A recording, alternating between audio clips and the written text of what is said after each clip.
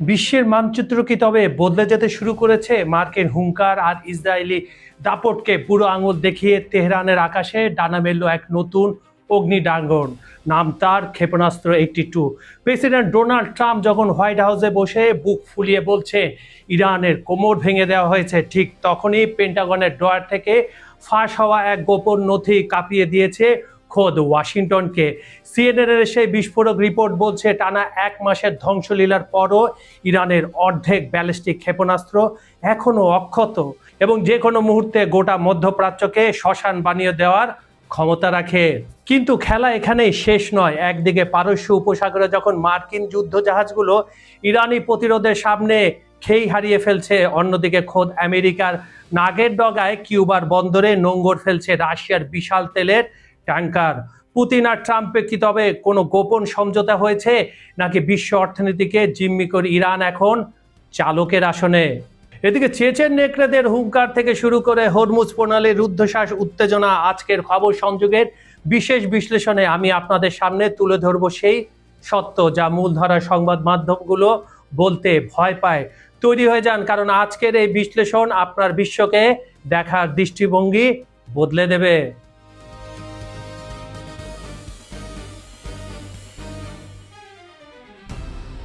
মধ্যপ্রাচ্যের ভূ রাজনীতিতে আবারও কম্পন ধরিয়ে দিল ইরান।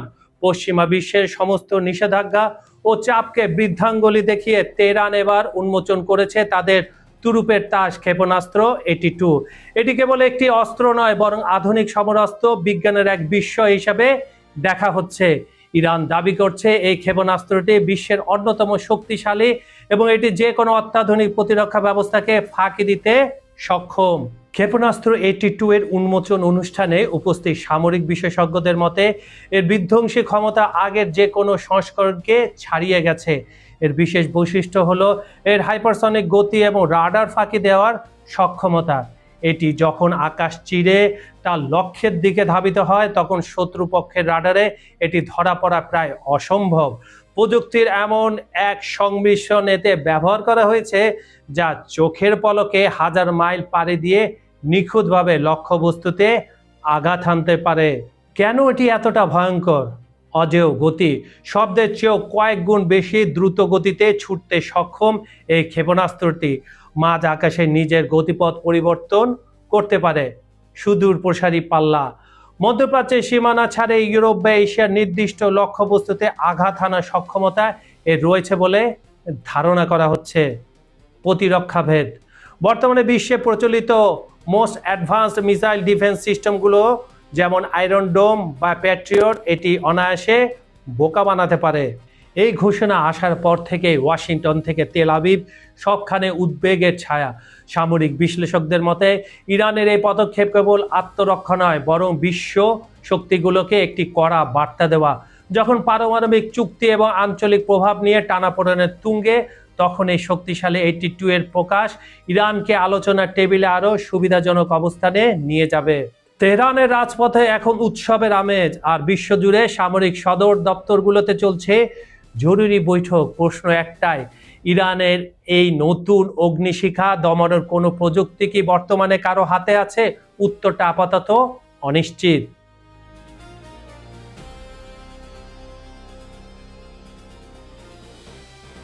পারস্য উপসাগরে উত্তেজনার ঢেউ এখন ফুঁসছে। একদিকে বিশ্বের দুর্দান্ত প্রতাপশালী সামরিক বাহিনী, অন্যদিকে কৌশলগত মারপ্যাচে সিদ্ধহস্ত তেহরান। যুদ্ধ শুরুর 1 মাস পেরিয়ে গেল, ডোনাল্ড ট্রাম্পের বিশাল সামরিক বহর কাঙ্ক্ষিত বিজয়ের মুখ দেখেনি। শুধু দেখেনি, তারা কাছাকাছিও যেতে পারেনি। দৃশ্যত ইরানের সামরিক শক্তি যুক্তরাষ্ট্রের তুলনায় নগণ্য মনে হলেও যুদ্ধের ময়দান কেবল গণিতের হিসাবে চলে না। অত্যাধুনিক ড্রোন আর ইসরায়েলি গোয়েন্দা জালের বিপরীতে ইরান ঢাল হিসাবে ব্যবহার করছে তাদের একগুঁয়ে নীতি।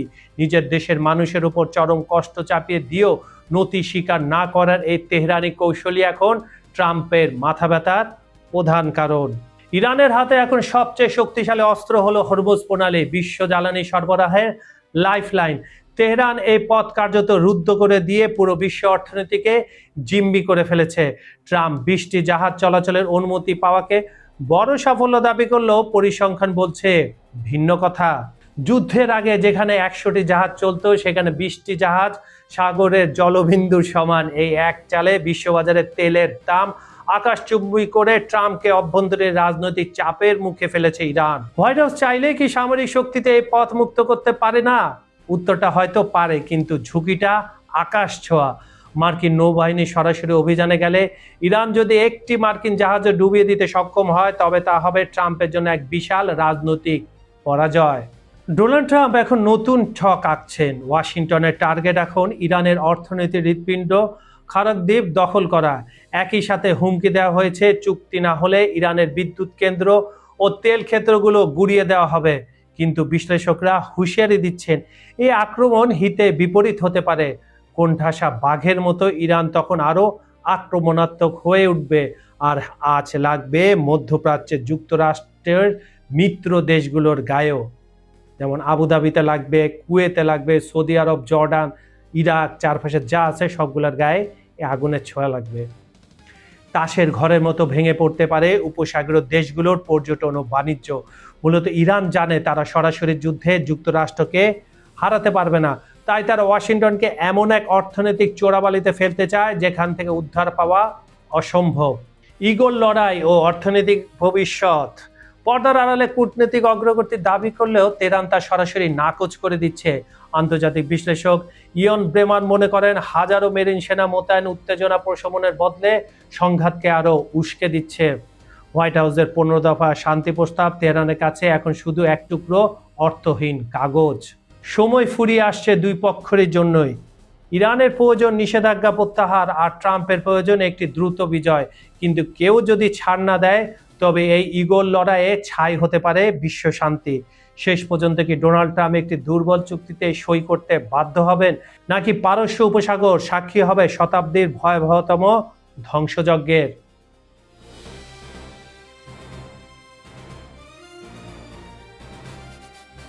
মার্কিন প্রেসিডেন্ট ডোনাল্ড ট্রাম্প যখন বুক ফুলিয়ে দাবি করেন ইরানের সামরিক শক্তি ধুলোয় মিশিয়ে দেওয়া হয়েছে, ঠিক তখনই খোদ মার্কিন গোয়েন্দা সংস্থার ফাঁস হওয়া এক গোপন প্রতিবেদনের চাঞ্চল্যকর তথ্য সামনে এলো।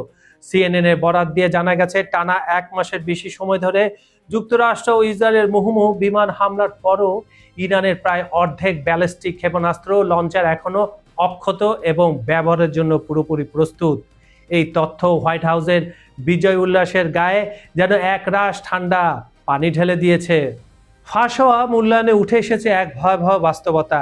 ইরানের কাছে কেবল অর্ধেক মিসাইল উৎক্ষেপণ ব্যবস্থায় অক্ষত নেই, বরং তাদের অস্ত্র ভাণ্ডারে এখনো জমা রয়েছে হাজার হাজার একমুখী আক্রমণকারী ড্রোন। যদিও হামলার কারণে কিছু লঞ্চার ধ্বংসস্তূপের নিচে আটকা পড়ে আছে, কিন্তু সেগুলোকে সম্পূর্ণ ধ্বংস বলা যাচ্ছে না।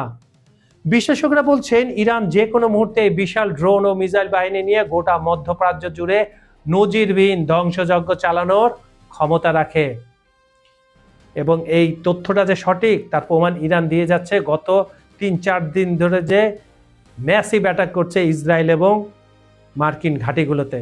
ইসরায়েলের দাবির অসরতা ও তথ্যের সংঘাত। গত মার্চ মাসে ইসরায়েল দাবি করেছিল তারা ইরানের 470টি লঞ্চারে 60% অকেজো করে দিয়েছে, কিন্তু মার্কিন গোয়েন্দা তথ্যের এই ফাঁস হওয়া রিপোর্ট ইসরায়েল ও ট্রাম্প উভয় পক্ষের দাবিকে প্রশ্নের মুখে দাঁড় করিয়েছে।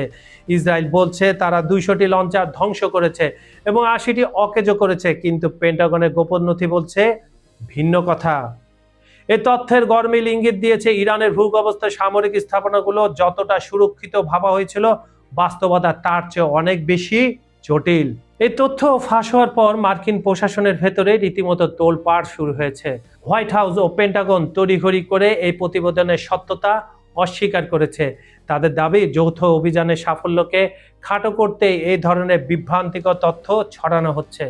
তবে সামরিক পর্যবেক্ষকদের মতে যদি সত্যি ইরানের অর্ধেক সক্ষমতা অক্ষত থাকে, তবে মধ্যপ্রাচ্যের এই যুদ্ধ পরিস্থিতির মোড় যে কোনো সময়ে ঘুরে যেতে পারে এবং তা মার্কিন ইসরায়েল জোটের জন্য এক চরম বিপর্যয়ের কারণ হতে পারে।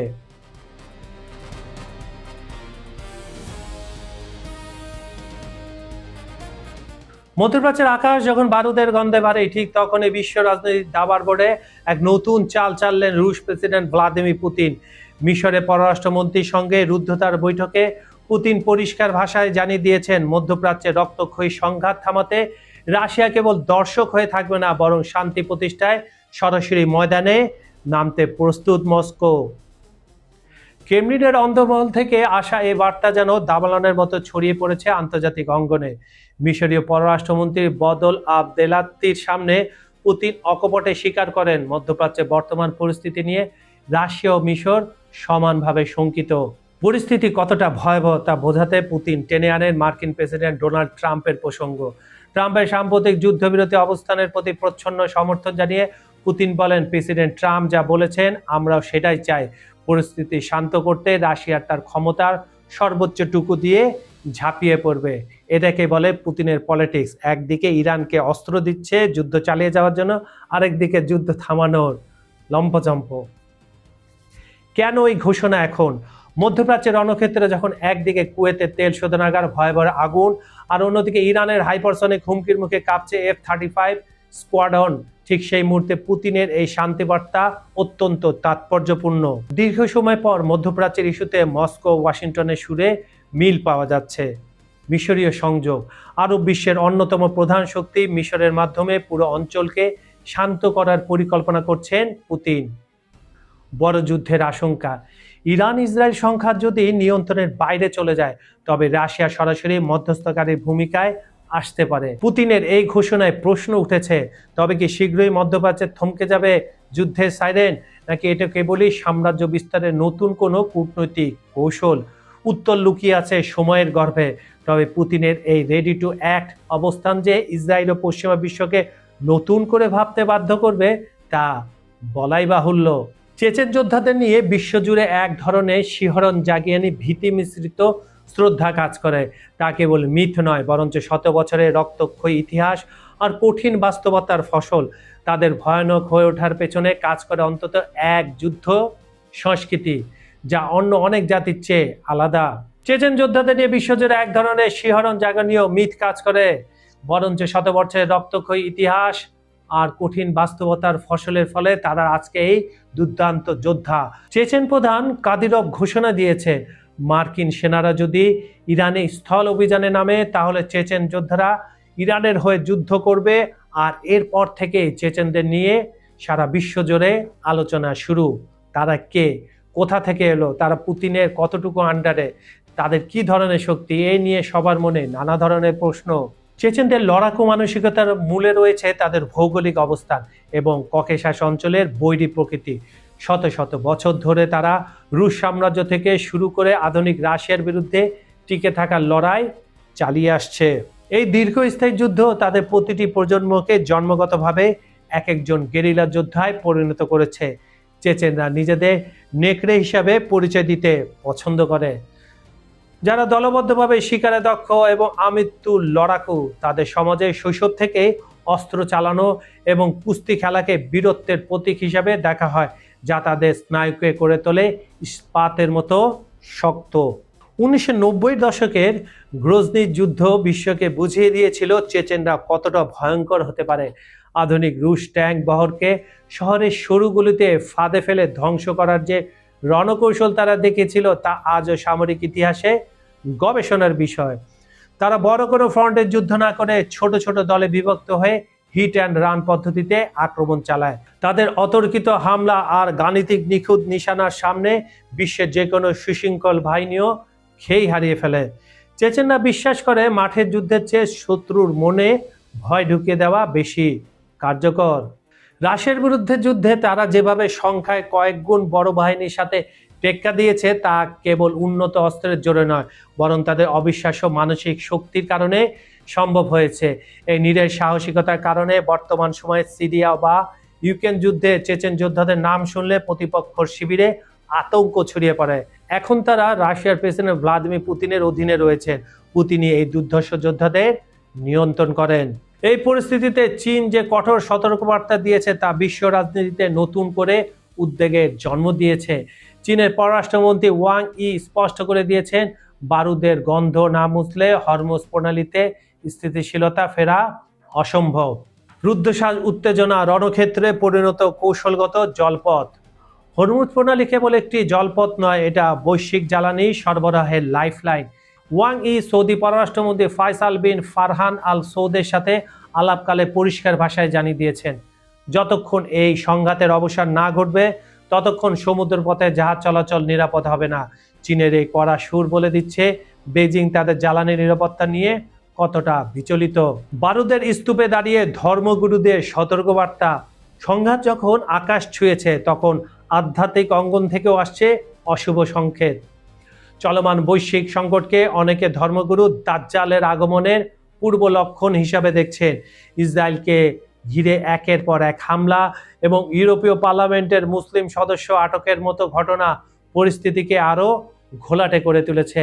একদিকে অত্যাধুনিক মারণাস্ত্রের মহড়া, অন্যদিকে বিশ্বাসের সংঘাত, সব মিলে এক প্রলয়ঙ্কারী পরিণতির দিকে এগিয়ে যাচ্ছে আমাদের সবার চেনা বিশ্বটি। আমি থামলে তারাও থামবে, ডোনাল্ড ট্রাম্পের এই রহস্যময় মন্তব্য এবার চীনের দ্রুত যুদ্ধবিরতির আহ্বান এখন বিশ্ববাসীর শেষ ভরসা। কিন্তু প্রশ্ন থেকেই যায়, এই সংঘাতের আগুন কি সত্যি নিভবে, নাকি হরমুজ প্রণালীর ঢেউয়ে মিশে যাবে বিশ্ব অর্থনীতির ভাগ্য? আজকের ভূ রাজনীতিতে এক নাটকীয় মোড় নিল। মার্কিন প্রেসিডেন্ট ডোনাল্ড ট্রাম্পের কড়া হুঁশিয়ারি আর অবরোধের তোয়াক্কা না করে কিউবার বন্দরে নোঙ্গর করেছে রাশিয়ার বিশালাকার তেলবাহী ট্যাঙ্কার। প্রথম চালানের রেশ কাটতে না কাটতেই মস্কো ঘোষণা দিল দ্বিতীয় জাহাজের। একদিকে হোয়াইট হাউসের রক্তচক্ষু, অন্যদিকে ক্রেমলিনের সাহসিকতা, সব মিলিয়ে ক্যারিবীয় অঞ্চলে উত্তাপ এখন চরমে। অবরোধের বেড়াজাল ছিন্ন করল আনাতোলি কোলোদকিন। দীর্ঘ 3 মাস অন্ধকারে ডুবে থাকার পর অবশেষে আলোর মুখ দেখছে কিউবা। রাশিয়ার পতাকাবাহী দানবীয় ট্যাঙ্কার আনাতোলি কালোদিকন প্রায় 7 লাখ ব্যারেল অপরিশোধিত তেল নিয়ে মাতানজাস টার্মিনালে পৌঁছানোর পর কিউবানদের মনে স্বস্তি ফিরছে। রুশ জ্বালানি মন্ত্রী সার্গে সিভিলেভ স্পষ্ট ভাষায় জানিয়েছেন, অবরোধ দিয়ে কিউবাকে শ্বাসরোধ করার চেষ্টা সফল হতে দেবে না রাশিয়া। দ্বিতীয় চালানের প্রস্তুতি শেষ পর্যায়ে, যা খুব শীঘ্রই ঢেউ চিরে কিউবার পানে ছুটবে। ট্রাম্পের পিছু হটা নাকি নতুন চাল? যে ট্রাম্প প্রশাসন কিউবাকে তেল দিলে চড়া শুল্ক আর কঠিন শাস্তির হুমকি দিচ্ছিল, তারাই এখন প্রথম জাহাজের ক্ষেত্রে মানবিক ছাড় দিয়েছে। ট্রাম্পের সাম্প্রতিক মন্তব্যেও যেন এক ধরনের অবজ্ঞা মিশ্রিত উদাসীনতা। কিউবা আসলে শেষ হয়ে গেছে, এক জাহাজ তেলে কিচ্ছু যায় আসে না। তবে বিশ্লেষকরা মনে করছেন এটি ট্রাম্পের পিছু হটা নয়, বরং কিউবার দখল বা শাসন পরিবর্তনের স্বপ্নে বড়সড় ধাক্কা। রাশিয়ার সরাসরি হস্তক্ষেপে ট্রাম্পের অবরোধ কূটনীতি এখন বড় চ্যালেঞ্জের মুখে।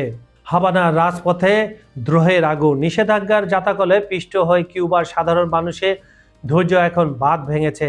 হাভানার সমুদ্র ঘেঁষা রাস্তায় হাজার হাজার মানুষের বিক্ষোভে প্রকম্পিত আকাশ বাতাস। অবরোধকে না বলুন স্লোগানে মুখর সাইকেল, মোটরসাইকেলের বিশাল মিছিল জানান দিচ্ছে ক্ষুধার্ত কিউবা মাথা নত করতে রাজি নয়। ৬২ বছর বয়সী ইভান বেলট্রনের কণ্ঠে সে আর্তনাদ ফুটে উঠেছে। যুক্তরাষ্ট্র যেন তাদের শ্বাসরোধ করে মারার মিশনে নামেছে। দীর্ঘদিন ধরে চলা চরম উত্তেজনা আর যুদ্ধের দামামার পর মধ্যপ্রাচ্যের জলসীমা অবশেষে কিছুটা স্বস্তির সুবাতাস বইতে শুরু করেছে। বিশ্বের জ্বালানি সরবরাহে প্রধান ধমনীখাত হরমুজ প্রণালী দিয়ে আবারও বাড়ছে বাণিজ্যিক জাহাজের আনাগোনা। তবে এই নিরাপদ যাতায়াত কোনো দৈব উপায় নয়, বরং তেহরানের সঙ্গে সরাসরি কূটনৈতিক সমঝোতার মাধ্যমেই সম্ভব হচ্ছে বলে জানা গেছে। সমঝোতার টেবিলে সুরক্ষা, বাড়ছে জাহাজের সংখ্যা। সামুদ্রিক গোয়েন্দা সংস্থা উইন্ডওয়ার্ল্ডের সাম্প্রতিক তথ্য অনুযায়ী গতকাল 16টি বিশালাকার জাহাজ হরমুজ প্রণালী অতিক্রম করেছে। অবাক করার মতো বিষয় হলো, এই প্রতিটি জাহাজই লারাক দ্বীপের রুট ব্যবহার করেছে এবং চলাচলের আগে সরাসরি ইরানের সঙ্গে সমঝোতা সম্পন্ন করেছে। গোয়েন্দা সংস্থাটির ইঙ্গিত দিয়েছে, এখন বিশ্বের অনেক দেশই ঝুঁকিপূর্ণ সংঘাত এড়িয়ে নিজেদের জাহাজ নিরাপদে পার করতে ইরানের সঙ্গে আলোচনার টেবিল বেছে নিচ্ছে। স্বাভাবিক বনাম বর্তমান ব্যবধান এখনো বিশাল। যদিও জাহাজের সংখ্যা বাড়ছে, তবুও পরিসংখ্যান বলছে সমুদ্র পথটি এখনো আর পুরাতন জৌলুস ফিরে পায়নি। যুদ্ধের আগে এই রুটে ছিল প্রতিদিন 130টি জাহাজ পরিবহন করত, আর যুদ্ধের পর মাত্র 16টি। সব মিলিয়ে 30টির মতো হয়েছে যুদ্ধের পর থেকে। তার মানে আকাশ পাতাল পার্থক্য। তবে ইরানের সাথে যারাই চুক্তি করবে তারাই এখান থেকে যেতে পারবে, এটা স্পষ্ট। জাতিসংঘের বাণিজ্য উন্নয়ন সংস্থার তথ্য মতে সাধারণ সময়ের তুলনায় বর্তমান ট্রাফিক এখন অনেক কম। তবে গত কয়েকদিনের তুলনায় এই জাহাজের যাতায়াতকে বড় ধরনের অগ্রগতি হিসাবে দেখা হচ্ছে। ইরান শুরু থেকেই একটি অবস্থানে অনড় রয়েছে। তারা এই প্রণালীর পূর্ণ নিয়ন্ত্রণ নিজেদের হাতে রাখতে চায়। তেহরান স্পষ্ট জানিয়ে দিয়েছে যারা নির্দিষ্ট টোল প্রদান করবে এবং যারা তাদের শত্রু দেশের মিত্র নয়, মানে আমেরিকা এবং ইসরায়েলের বন্ধু নয়, তাদের জন্য হরমুজ সর্বদা খোলা।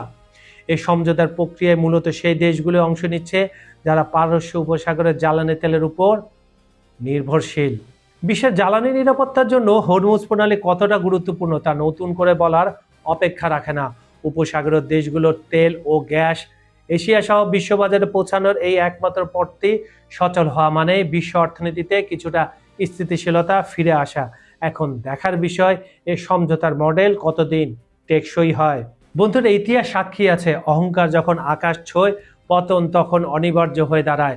ওয়াশিংটন ভেবেছিল নিষেধাজ্ঞার শিকল দিয়ে তেহরানের ডানা ছেটে দেবে, কিন্তু পেন্টাগনের নিজস্ব নথি আজ বলছে অন্য কথা। ইরানের এই অগ্নি ড্রাগন কেবল একটি ক্ষেপণাস্ত্র নয়, এটি একটি বার্তা, যে বার্তা বলছে মধ্যপ্রাচ্যে আকাশ আর কেবল পশ্চিমাদের একচেটিয়া সাম্রাজ্য নয়।